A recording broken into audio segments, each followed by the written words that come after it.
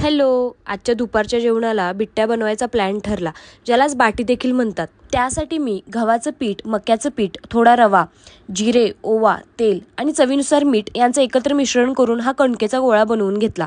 त्यानंतर त्याला या प्रकारे बिट्ट्यांचा आकार दिला. पुरणपोळी करताना कणकेच्या गोळ्यात जसं आपण पुरण भरतो ना, अगदी तसं करायचं आहे. त्यानंतर या बनलेल्या बिट्ट्या ज्या आहेत त्या मंद आचेवर भाजू दिल्या. तयार झालेल्या बिट्ट्यांना फोडून त्यामध्ये साजूक तूप टाकून त्या भिजू द्यायच्या असतात आणि त्याच्यासोबत वांग्याची रस्सा भाजी. वा, हे कॉम्बिनेशन एकदम भन्नाट लागतं.